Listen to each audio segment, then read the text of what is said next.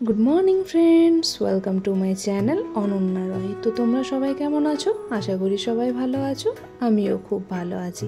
কিন্তু এই ভিডিওটা যেদিনের ভিডিও বানিয়েছিলাম সেদিন ছিল আমার বরের যাওয়ার দিন, তো তার জন্য মন ভালো ছিল না।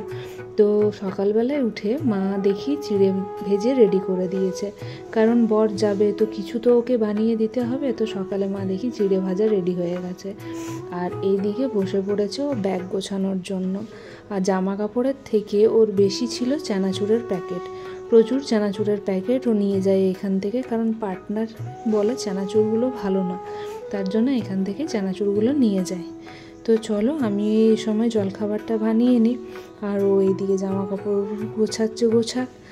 আর মন তো খুবই খারাপ অবশ্যই, কারণ দেখতে দেখতে 7টা দিন কীভাবে পেরিয়ে গেল বুঝতেই পারলাম না। তো এদিকে জলখাবার বানাচ্ছিলাম আমি চিলা। তো চলো জলখাবার বানিয়ে সবাইকে দিয়ে দিই, নিজেও খেয়ে নিই, কারণ জলদি জলদি সব কিছুই করতে হবে আজকে। ওর ট্রেন আছে আজকে রাত 11টায় আসানসোল থেকে। তো চলো রেডি করে নিই। এই আমার প্রায় শেষ হয়ে গেছে। এরপর বাবার এইদিকে দুপুরের রান্নাও কমপ্লিট হয়ে গেছে। তো খাওয়া দাওয়া করে পরে একটু রেস্ট করে তারপরে বেরিয়ে পড়ব। ট্রেন আছে আমাদের সন্ধে না রাত্রি 8টার সময়। তো এইদিকে বৃষ্টিও শুরু হয়ে গেছিলো, ওয়েদারটাও বেশ ঠান্ডা ঠান্ডা করে দিয়েছিল। তো চলো রেডি হয়ে গেছি আমরা দুজনই। এখন বাজে প্রায় 7:30। টোটো এখনও আসেনি, আসবে।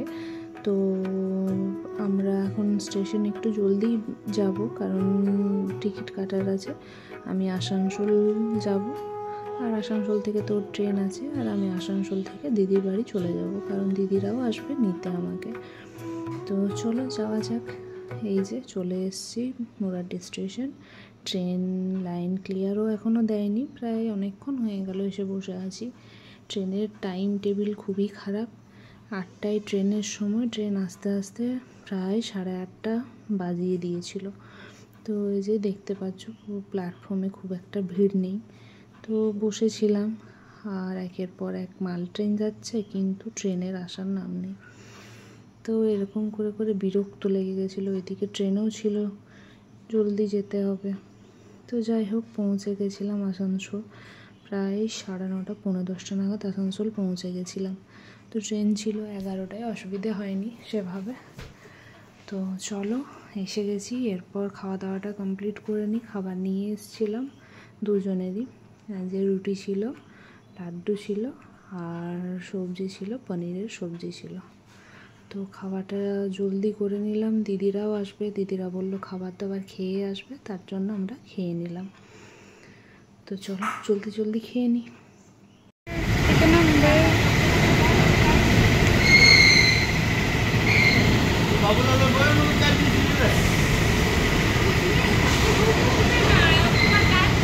দিদিরা তো চলে এসেছিলো, দেখলে কিছুক্ষণ সময় একসাথে ভালোই পেরোলো, কিন্তু দেখতে দেখতে ট্রেনও চলে এলো। তো ট্রেন যখনই ঢুকে গেছে তখনই মনটা খারাপ হয়ে গেল আরও বেশি করে। তো যাই হোক যাবে ও, তবে তো আবার জলদি জলদি বাড়ি আসবে। তো আবার এখন 2-2.5 মাসের অপেক্ষা, তারপর আবার ও বাড়ি ফিরবে। তো দেখতেই পাচ্ছ টাটা করছে, তো তার জন্য আরও বেশি খারাপ লাগছে। এই কষ্টটা নেওয়া যায় না, কিন্তু কিছু করার নেই, সে ছাড়তে যাবই, আর মনটাও খারাপ হয়ে যায়। তো ট্রেন তো ছেড়ে চলে গেছে, আমরাও বেরিয়ে পড়লাম দিদির বাড়ি আসার জন্য। তো বৃষ্টি পড়ছিল, বেশ ঠান্ডা ঠান্ডা ওয়েদার ছিল। তো চলো দিদির বাড়ি যাই।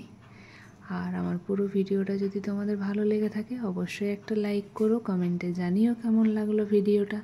আর যারা এখনও চ্যানেলটা সাবস্ক্রাইব করোনি তারা একটু জলদি জলদি চ্যানেলটা সাবস্ক্রাইব করে দাও। সবাই ভালো থাকবে, সুস্থ থাকবে, সাবধানে থাকবে। দেখা হবে পরের আরেকটা ব্লগে।